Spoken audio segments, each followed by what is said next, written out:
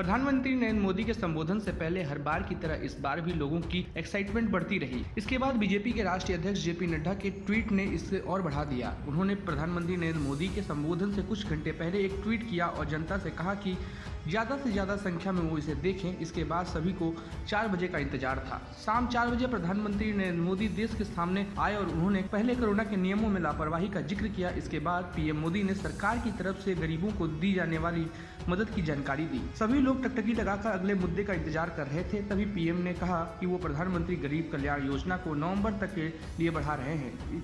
इसी बात के साथ प्रधानमंत्री नरेंद्र मोदी ने अपने संबोधन को खत्म कर दिया। इसके बाद ये साफ हो गया कि प्रधानमंत्री मोदी का ये संबोधन चीन को लेकर कतई नहीं था, बल्कि ये प्रवासी मजदूरों को ही दी जाने वाली सरकारी मदद को लेकर था। इस संबोधन में प्रधानमंत्री मोदी ने दिवाली के साथ छठ के त्यौहार का भी जिक्र किया।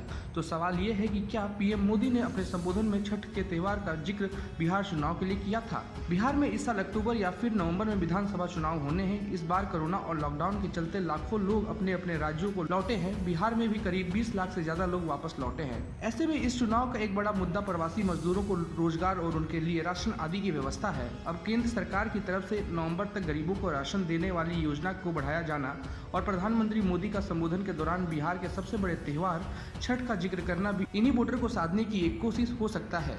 वह बिहार चुनाव को देखते हुए ऐसे ऐलान भी बीजेपी के लिए एक अच्छा दावा साबित हो सकता है। हालांकि ये देखना जरूरी होगा गरीब वोटर को साधने की कोई कोशिश किस हद तक कामयाब हो पाती है और इस तरह का निशाना कितना सटीक लगता है। पीएम मोदी के संबोधन के बाद विपक्षी दल भी इस दावे को समझने की कोशिश में जुट गए हैं। बता दें कि बीजेपी ने बिहार और पश्चिम बंगाल के लिए अपना चुनाव प्रचार भी शुरू कर दिया है। केंद्रीय गृह मंत्री अमित शाह ने खुद बिहार और पश्चिम बंगाल के लोगों के लिए डिजिटल रैली की है, जिसमें उन्होंने अपनी सरकार की तमाम उपलब्धियों को गिनाया और विपक्ष पर जमकर हमला बोला। हालांकि इसके बावजूद शाह ने दावा किया है कि वो सिर्फ लॉकडाउन से परेशान लोगों से संवाद करने आए हैं। उन्होंने इसे राजनीतिक रैली कहलाने से इनकार कर दिया था। पीएम मोदी ने जहां जून महीने में ही छठ पूजा का जिक्र कर बिहार चुनाव की तरफ इशारा कर दिया है, वहीं ममता बनर्जी ने भी मौका देखते हुए कुछ ऐसा ही ऐलान किया। पश्चिम बंगाल की मुख्यमंत्री ममता बनर्जी ने भी गरीबों को मुफ्त राशन देने की बात कही है।